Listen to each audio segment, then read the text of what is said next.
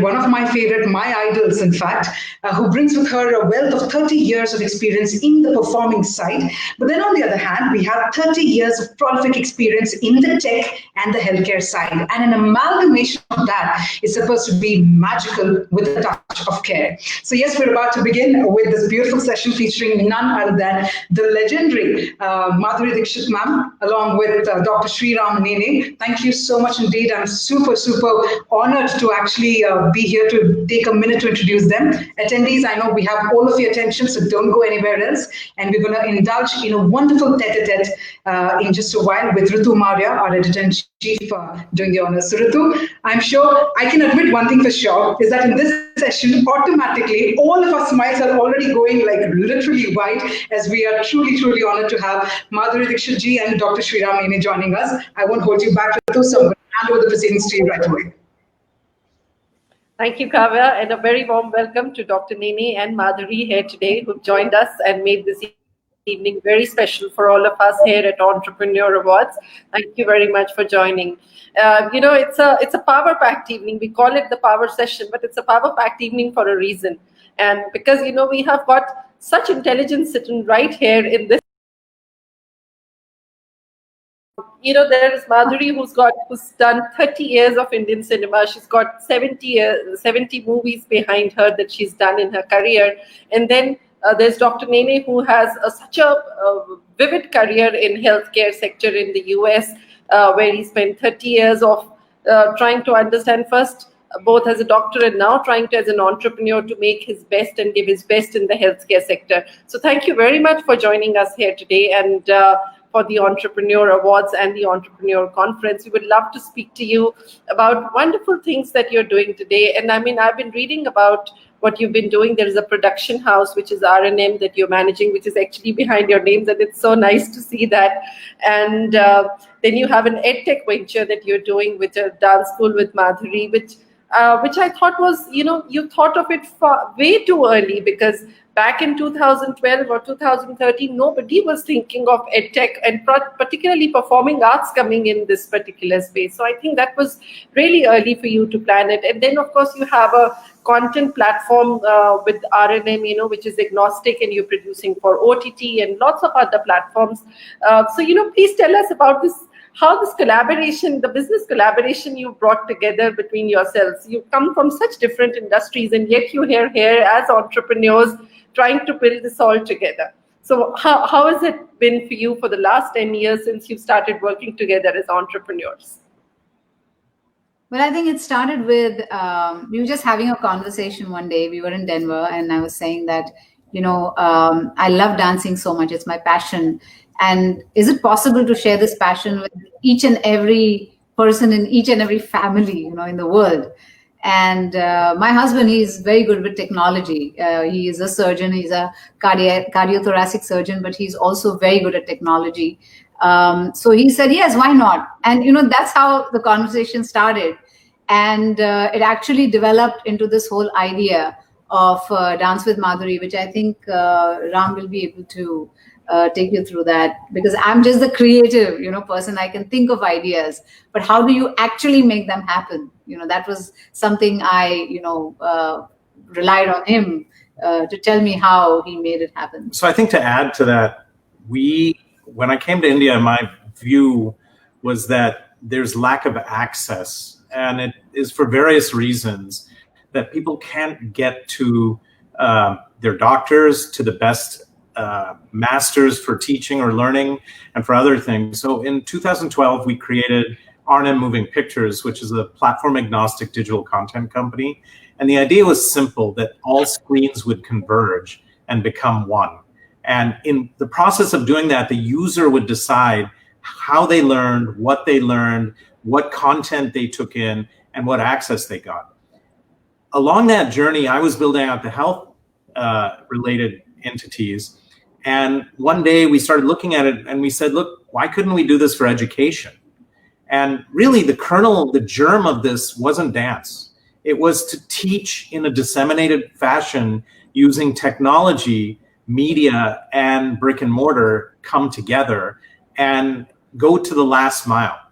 And the challenges back then were that in 2011, when we arrived in India, there were only 150 million internet users and very scarce 2G, 3G in the rural areas. But nevertheless, we decided her passion for dance was huge. Let's use it as our proof of concept. And so we loaded it up. In 3 months, we ideated and executed this. And then this was December of 2012. And by February of 2013, we had launched. Didn't know her popularity because, and the launch included the IT platform on AWS, the front end UI UX, and then the filming done by BBC and our teams with her teaching 40 lessons. And that was our first start of Dance with Madhuri. And then we were able to barter all kinds of deals with Viacom, with other people to kind of blow this up. And within 6 or 8 months, we then launched the apps because we knew we had traction and all that. And what we were finding is people weren't just learning, but they were using that information to get jobs. And so they were closing the loop. So this was like the beginning of Skill India. And our thought was that by building a platform like this, we could give people the opportunity to learn with no boundary. And dance was just the first one. And the remarkable thing about this was that only 50% of our users were in India. 50% were outside of India, according to our Google Analytics. And a lot of these people were parlaying their knowledge and sharing it. And the goal was to create a global village for culture.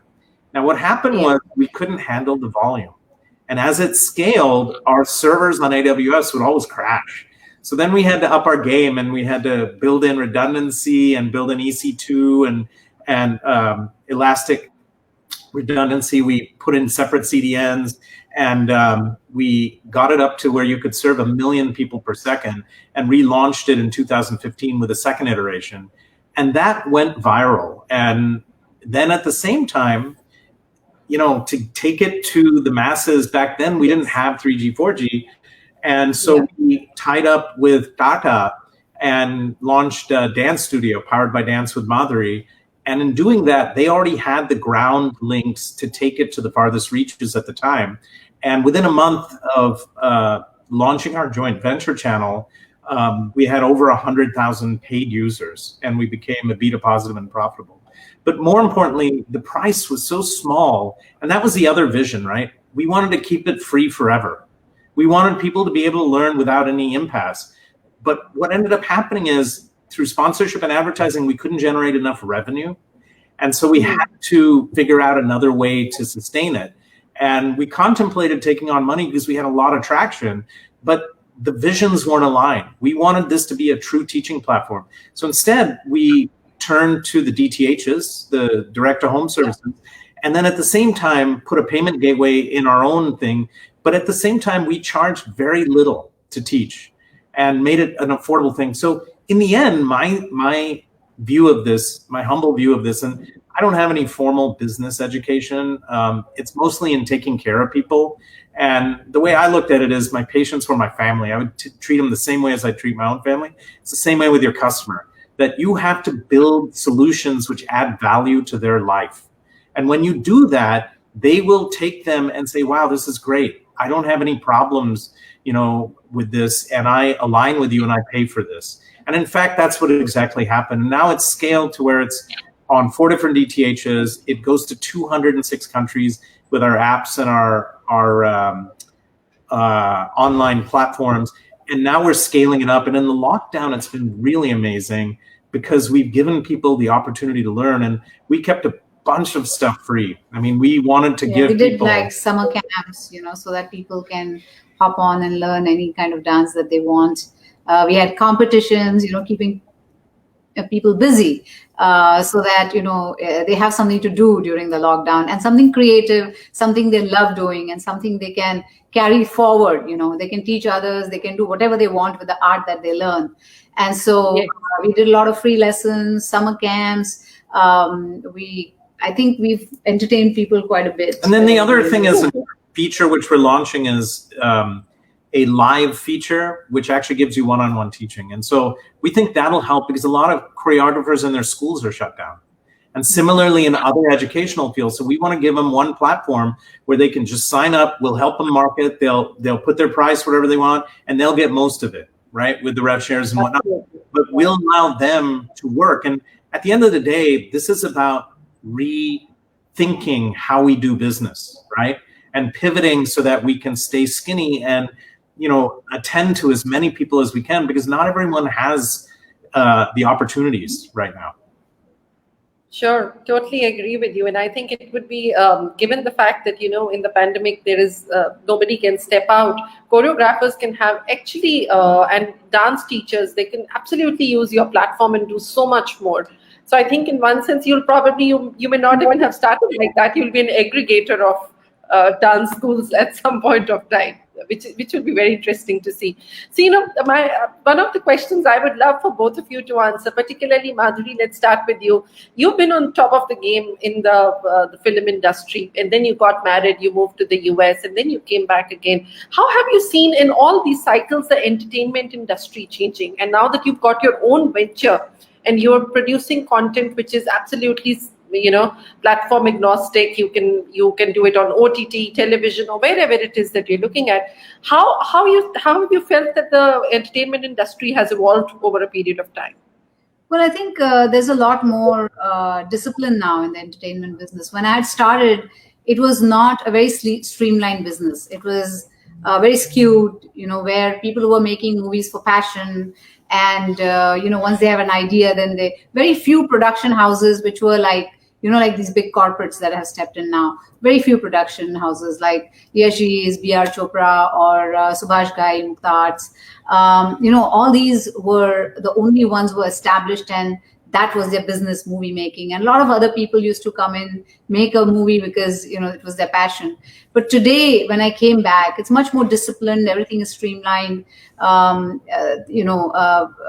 from the scripts to what you're going to wear, how you're going to look, and everything is worked out beforehand. So for an artist, it's a great thing, because once you're on the set, you're completely prepared with whatever you're supposed to do. Everything is in your head and you're right there. But of course, there was a spontaneity when we used to work before, when I used to walk on the sets.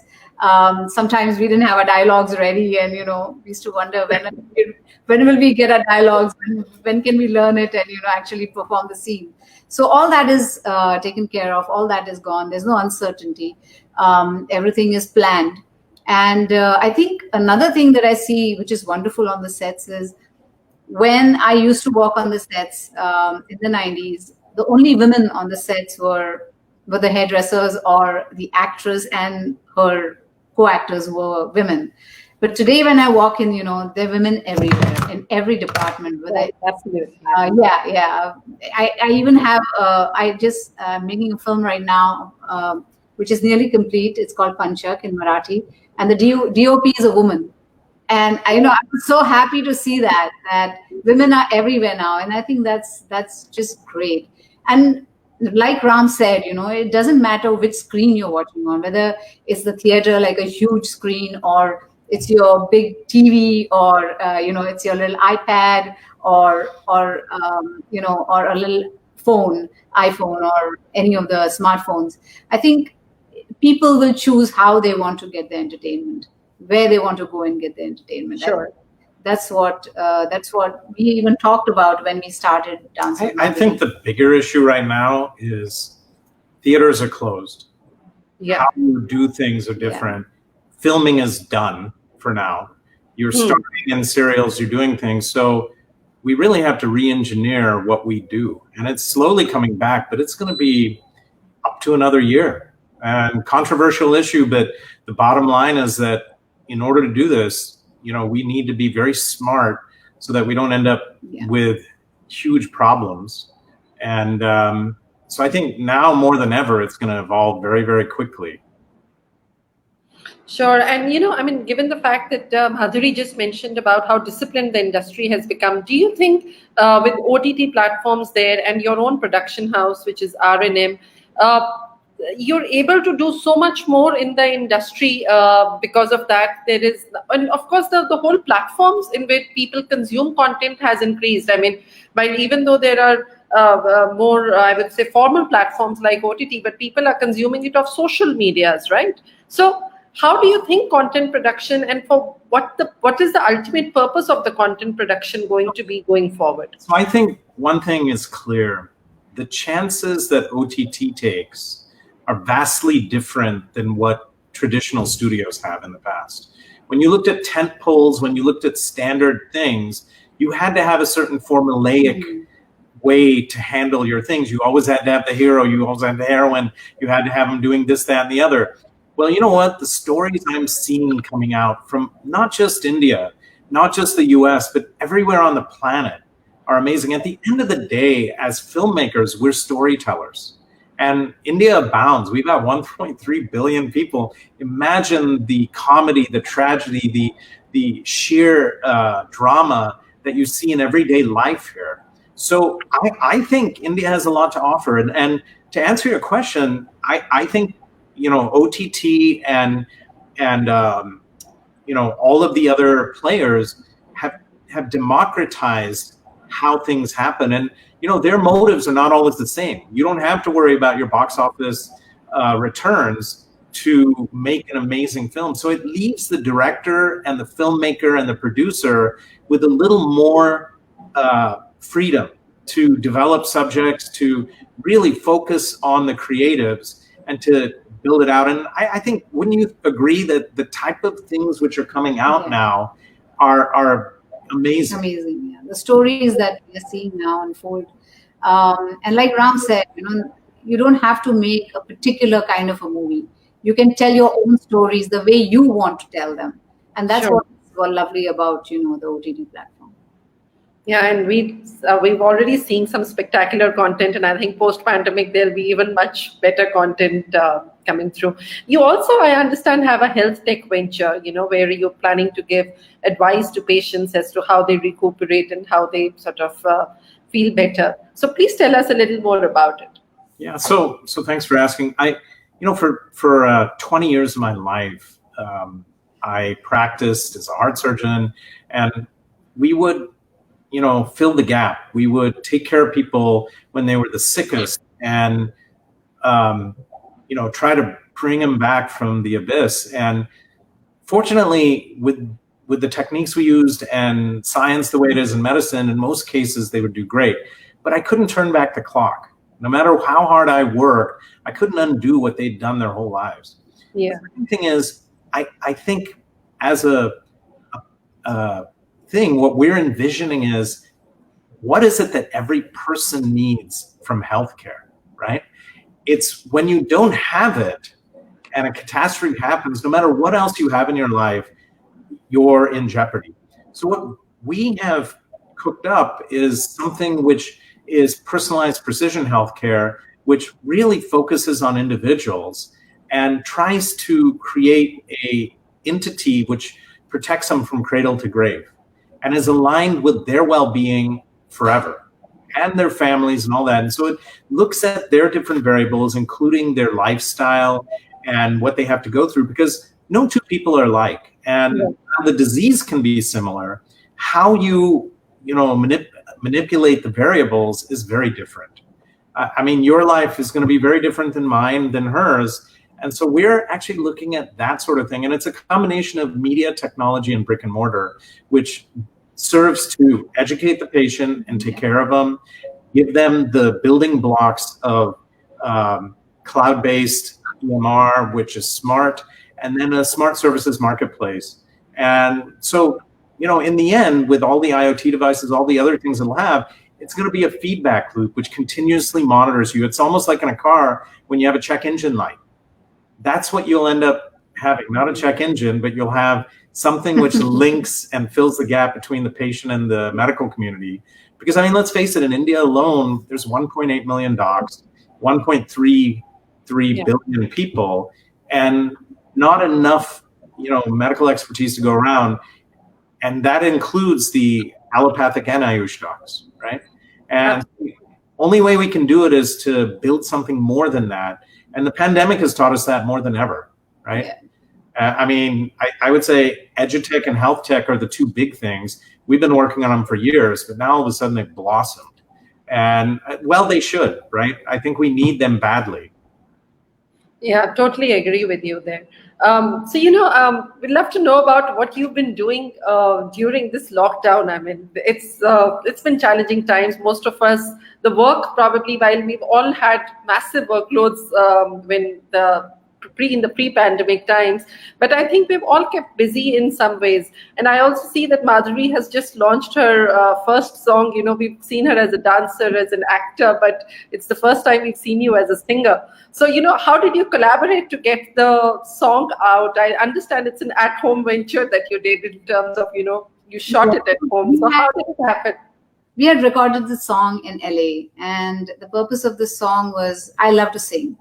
And, we thought there's someone who heard my voice and they said, why don't you sing? Because you have a great voice. You should try singing.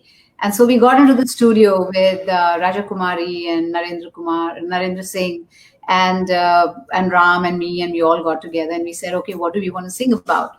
And I thought, that one thing which is common to everybody and in everybody's life is struggles.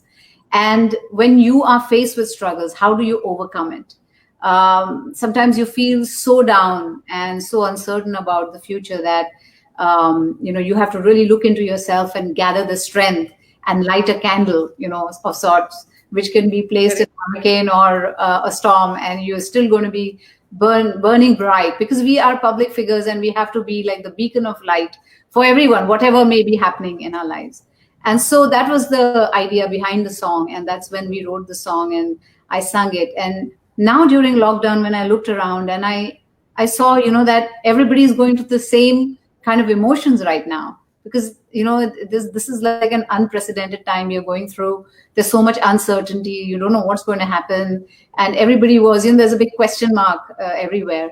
And I thought that maybe we should release this song during this time to give I called it the candle of hope, like some positivity in their lives, that it's okay, you have to burn bright, and you have to help not only yourself but also others. And we dedicated this song to the doctors and nurses and the frontline workers, like the sanitation workers, because they are the candles burning the brightest right now, despite all odds. They are out there working for us. They are, taking the risk. They're risking their own families. Sometimes they're away from their families and they're working for us. So I thought we should dedicate this. But the biggest issue was, how do we shoot it? Because we cannot go out, we cannot do anything. And so, like he said, YouTube was our school. We went to the University of YouTube and we found out how to light up. And Ram, we had just gifted him with a great camera he loved photography. So we had bought a great camera for his birthday, and very professional. So we thought, come on now, and there were some lights in the house as well. So we kind of lit up everything. We learned how to do that. And then, because I have been in this field for so long, I knew what kind of, cuts we'll need, or what kind of shots we'll need for the song. And so we just made it very simple, just kept like a mic, and I'm singing into the mic, and, we shot the song. And of course, we got footage for the doctors and nurses and how they're struggling right now. So we all put all that together, and because I have R&M, we make so much content that our editors kind of put it all together, and finally we released it. So it was a lot of work, but it was so much fun to learn all that. Sure. How was it for you, Dr. Nene? He was the cameraman. He was. Lockdown has made us self-reliant. And this is another example of that. I've always loved toys, technology, and playing, and I've got a whole toolbox of different things. And so, we had iPhones up, and we had this up and that up, and you had to adjust the lighting, and it was a challenge, right? And I love challenges. And so the other advantage I had was I could talk to some of her buddies from the industry, and they could coach me a little bit, but doing it remotely versus doing it in person is tough. But the real vision was this: look, we've got a lot of people suffering, and we have a set of people, the government workers, the police, the sanitation workers, the doctors, the nurses, all these guys on the front line. We're like, look, we want to be behind them 110% and say, look, we need to all band together, and we need to support each other right now. And so it was a labor of love. And the whole project was, to be honest, I mean, when we started this in LA, there was a lot to be sung about and a lot to develop. And it was really the backstories of what she'd done through her career. And so that was fun. But then filming it now and putting it out and then getting it out, and I don't know if you saw it, but it went out to about 1.2 billion people. Yeah, so big numbers, yeah. It blew my mind. Another digital kind of craziness. And so, you know, the message is clear that for all people who are trying to do something and make a difference, whether you're an entrepreneur or whether you're a social entrepreneur or whether you're anyone else, digital is powerful, right? And this lockdown will have some silver linings, and we will learn together about them. And if for no other reason, I mean, you have to, you know, when life gives you lemonades, when life gives you lemons, make lemonade. And this is like the classic example that figure it out and see if you can make it better for everyone else around you. Absolutely, totally agree with you. So we've got some questions coming. One question we've got is that, you know, since you've got your own edtech and health tech ventures, and you're sort of very passionate about technology, are you looking to sort of invest in other startups also, which are technology oriented? Yeah, so absolutely. I've been investing for many years, and I run our family office, and we have seeded a number of health tech and ed tech and other ventures. Look, I look for amazing people who are, you know, doing things and then try to support them. And, you know, the financial part of it is a small part of it. The bigger part is to bring together talented pools of people and create universes. Because what I see is that, you know, we need to look beyond ourselves, and we need to look into worlds which haven't even been invented yet. And we need to see if we can inspire India in a different way, right? And also give people opportunity. This whole EdTech was so that I could go out into the farthest reaches of the 70% rural India and find the next Madhuri Dixit, the next Biju Maharaji, and nurture them and bring them to the forefront. And similarly, you know, we built it for dance. We're now going into other areas. And so the idea is we may teach acting, you know, diversify, filmmaking, cricket, this, that, and the other. The platform can handle it. And so the beauty is, absolutely, I'm interested in that. If there are people who are doing crazy stuff, I'd love to hear about it, and I'd love to help you. Well, Dr. Nene, I have been a 90s kid, and I can tell you there is only one Madhuri Dixit, so you cannot find another one of her. So, you know, somebody is also asking that, you know, what is it that you do when you're not working? How do you sort of, what is the quality time that you spend? You know, I mean, particularly in this lockdown, we've all been learning so many things. Madhuri ji, did you cut his hair also? Yes, I did. I colored and you did a very good job of it. She's not, right? I mean, she's Did you cut hers? You know, I mean, her rationale, I think, was Sai. She said that, look, my hair can grow out, but yours can't. I think what you're trying to say is, I don't trust you with my hair. Yeah, and that's reasonable. I would have gone to YouTube and saw how to do it, and, you know, tried to make it symmetric. And, you know, I'm a surgeon, so you measure twice, cut once, and make it all perfect. Yeah. But there's a lot of things we got to do. And another thing I think this lockdown has given us is time to spend with our families. Because everybody's so busy and everybody used to complain, we don't get enough time with the families. Dinner was the only time where the whole family used to come together because everybody is working, the kids are busy, you're busy. But this time, I think we got a lot of time with the family. So I try to spend as much time as possible, though both of them are teenagers and boys. So as much time as I could, you know, with them, and read a book finally, which I was not getting to do. Then, you know, cooking and like the song that we shot, and, you know, doing so many different things. That has been amazing. I think in the end, you realize how lucky all of us are. And the idea is, I look at the bright side. There's going to be a lot of neat things coming out of the post-COVID era. No traffic, no pollution, working with Zoom, spending more time with your kids and your family. And her mom, I mean, she's a gem. She's 88 years old, and she's got a wit, which, I mean, she's the one who made Madhuri who she is. But the bottom line is, it's been, and even our people, a few of them supported us through this, right? And they stayed with us. And we are eternally grateful. And my whole team, 20 people, 16 are sheltering at home, 4 have stayed with me, and I've supported all of them. And the amazing part about it is we have these, Friday night kind of get-togethers on Zoom just to talk about stuff. Yeah. And we'll play guitars and sing, and even inside we'll make music. I have a full studio here now, and do stuff together. And so, look, you have to not worry about what you can't change. You have to cherish what you do have and enjoy life, because you don't know, and then change other people's lives who need and we've worked hard on that one. Yeah. And I think, I talk to many couples, but I think you're such a perfect couple. You complement each other in so many ways. And, just this talk, I've always seen the couple, one person is able to cut each other, and not even once in this entire talk did we see that, there was any overlap. So I think you're truly the power couple, and you're blessed to be with each other, and together what you'll do is going to bless the world so much more, just because of the kind of work that you do and some wonderful chemistry that you have, both as a husband and a wife, and as well as entrepreneurs.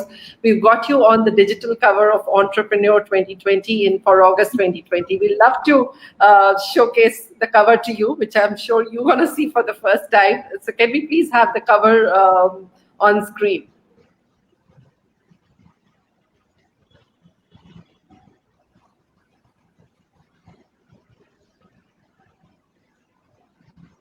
That's not him, though. Yay! Wow. Yeah. What a gorgeous looking couple for the power. It's truly a power partnership, what you've brought together. And I think whether it's business, movies, health, or the fact, as a family, you've done some brilliant stuff. Also, because I think very rarely do I find couples which are so much in sync in terms of the kind of work that they do, and then how they're able to plan their family together. We would also like to present to you a great honor, which is the Couplepreneur of the Year Award from Entrepreneur. Thank you. Can we have very much on the screen, please? Wow. Thank you. Thank you. Wow. I think it's well deserved indeed. You're doing some brilliant work together. Please keep it up. I'm going to give to Kavya to announce the other awards as we see some other young entrepreneurs being awarded today. Sure. Thank you so much, Ritu, and thank you so much indeed for joining us as well, Madhuri ji and Dr. Nene. Thank you so much for sharing your valuable words. Many of the people who are sort of putting their thoughts on the discuss box along with me, we've all been ardent followers of yours even on social media. We managed to see what you shared, but now we got to hear how you were actually conceptualizing all that you shared. So thank you so much for that. While we have your presence here, albeit virtually, I'll start also reading out some very interesting categories, some very important categories, and we shall go ahead to also award them with the award. So first up, we're talking about the Best Social Impact Startup of the Year. So ladies and gentlemen, this award goes to Euler Motors. So let's all come together and probably give a round of applause from our own comfort of home. Euler Motors it is. In fact, their mission is to accelerate India's transition to sustainable energy. I do believe that we also have with us Mr. Saurav Kumar, who's the founder and CEO of Euler Motors. If I can quickly request him to join us, there he is. Well, Saurav, firstly, congratulations. Thank you, Madhuri ma'am and the Entrepreneur India team for giving us this award. It really means a lot to us, and from where I see, I think we have made some great early in the area of electric mobility. We definitely want to be a champion in this space. Thank you so much. This means a lot to my team and their families, my parents and teachers, investors and clients who have believed in our vision over the last 2 years and in this vision of sustainable India. Thank you so much for the award. Congratulations. Very well done. Thank you. Congratulations. Great job. Congratulations, Saurav and the team. In fact, Euler Motors, the name itself, they get the name from the mathematician Leonard Euler. So that's well deserved. Thank you so much for joining us. Congrats again. With that, let's take that inspiration forward and let's move on to the next category. This is the Young Entrepreneur of the Year. So ladies and gentlemen, Young Entrepreneur of the Year, and the award goes to Mr. Arjun Deshpande, who's the founder and CEO of Generic Aadhaar. So there we go. Congratulations to Arjun. I think Arjun will also be joining us in a minute. In fact, while he's joining, let me inform you all, 18 years teenager who's a founder and CEO of Generic Aadhaar. He's created a new era in pharma industry. I think that's amazing. There we go. Hello. Yeah. Thank you. I always believe in blessings, and special thank you to Honorable Mr. Ratan Tata sir for supporting my venture. From teachers to senior citizens, our most adorable and favorite Madhuri Dixit ji and Dr. Nene ji. I extend my thanks, special thanks to you, both of you, to giving me Young Entrepreneur of the Year Award 2020. Thank you, Entrepreneur Global Media, Ritu Merya ji. Generic Aadhaar is the first company to empower single medical store owners, and we are providing affordable and quality medicines across India to every one of you. I'm not only creating jobs, I'm also creating entrepreneurs. It's time we stand up for our India and become Atmanirbhar. Don't do jobs to become job creators in this new era of pharma industry with Generic Aadhaar. Wonderful. So Congratulations. Congratulations, Arjun. Congratulations. Well needed. Love to talk to you. Yeah. Thank you very much, Entrepreneur, as well, for giving me such a great honor, and Madhuri Dixit ji as well. So really, she is also inspiration for our young youth. Yeah. Thank you. Thank you. Congratulations, indeed, Arjun and the entire team. I mean, it's amazing how the baton is being taken forward by the young generation over here. With that, let's quickly move on to our next category. And here we're talking about the Woman Entrepreneur of the Year. We all know that a woman on a mission needs no permission. So we're going to talk about Woman Entrepreneur of the Year. And the winner is Mrs. Vinita Jain, the founder chairman of Biotech. Wow. Beautiful indeed. I believe we do have a video, but I'm going to quickly check with the team if you're playing the video, or shall we just move on to the next category? Of course, Vinita is a name synonymous when we talk about the pioneering biotech, the way the industry has shaped. In fact, biotech's mission is to satisfy diverse beauty needs of the customers, and they are a name synonymous with across all the generations. So congratulations to the entire team. Let's then move on to our next category quickly, and we're talking about our final category in this set. We're talking about Intrapreneur of the Year. The Intrapreneur of the Year is Mr. Oliver Mirza, the Managing Director and CEO, Dr. Oetker India Private Limited. Huge congratulations indeed. As we all know that Dr. Oetker India acquired Fun Foods, which is a leading purveyor of Western cuisine in India. So it's only befitting that Mr. Oliver is the winner of Intrapreneur of the Year. Well, with that, we come to the end of this set. Ritu, is there anything that you'd like to share quickly about this particular set of winners? Yeah, I think they're all such profound people. You know, I see how Oliver has sort of made the entire he's, you know, the entrepreneur is a one interesting category that we have, wherein the entrepreneur himself is a professional but works like an entrepreneur. And then Vinita herself, she's done so much work in the Indian industry. And I think the whole set has been full of such amazing people. And, you know, thank you so much for Dr. Nene and Madhuri for actually doing the honors and helping these young people as well as Vinita and Oliver to find and get the recognition that they so deserve for the kind of work that they have done. You know, I always say that, you know, business platforms tend to be very dry and boring, but, you know, the fact that both of you came here, you made it so very interesting and lighted it up. So keep that light going with Madhuri. Thank you for singing the beautiful song. It indeed gives us the light of hope that we really all need to grow together. Dr. Nene, you're doing some wonderful work, and I would love to see the technology platforms mushrooming and growing. And I think the kind of work that you have started doing already is going to be probably see the unicorn light of the day, maybe in another couple of years, but we're looking forward to it. Thank you very much for joining us here. Thank you so much for having us. It was quite an honor, and congratulations to all the winners. They were doing some remarkable stuff, and I think this platform as a whole is bringing together a lot of people in the right way, and particularly now with the circumstances. Thank you for doing this. Thank you very much. Really appreciate it. Thank you. Thank you so much again. Thank you a lot for all the inspiration and all the valuable words. Thank you once again for joining us. Thank you.